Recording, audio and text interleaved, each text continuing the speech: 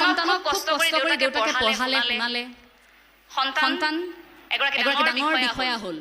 ডাঙৰ বিষয়া হৈ ঘৰলৈ উভতি আহিছে তেতিয়া পিতৃৰ বয়োজ্যেষ্ঠ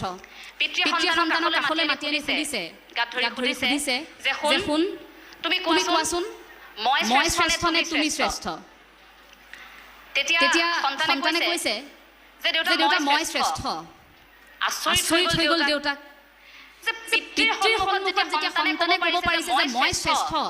দেউতাকে দুখ পাইছে লগে লগে দেউতাক অকণমান দূৰ চিটিকি গৈছে পুত্ৰৰ উত্তৰটো শুনি সন্তানৰ সেই উত্তৰটোৱে তেওঁক বুকুত আঘাত কৰিছে আকৌ এবাৰ সুধিছে অকণমান দূৰলৈ গৈ যে আকৌ এবাৰ কোৱাচোন শুন তুমি সঁচাকৈয়ে কৈছা নে তুমি শ্ৰেষ্ঠ বুলি তেতিয়া সন্তানে কি উত্তৰ দিছে জানেনে যে নহয় দেউতা এতিয়া কিন্তু মই শ্ৰেষ্ঠ নহয় এতিয়া তুমি শ্ৰেষ্ঠ কিয় ক'লে জানেনে এই যে প্ৰথম প্ৰশ্নটো সোধোতে পিতৃৰ হাতখন পুত্ৰৰ কান্ধত আছিল কান্ধত থকাৰ অৱস্থাত যেতিয়া সুধিছিল যে কোন শ্ৰেষ্ঠ তেতিয়া পুত্ৰই কৈছিল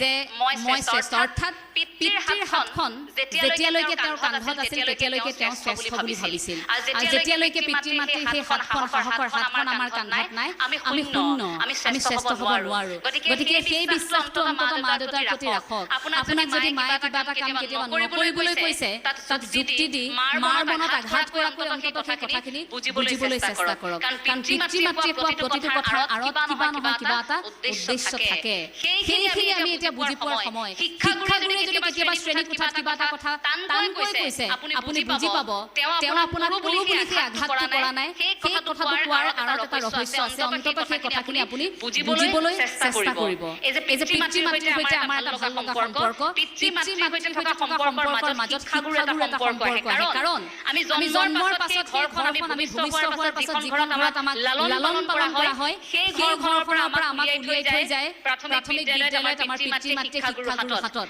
গতিকে প্ৰাথমিক শিক্ষাগুৰুসকলে আমাৰ জীৱনৰ ভেটি প্ৰথমে মজবুত কৰি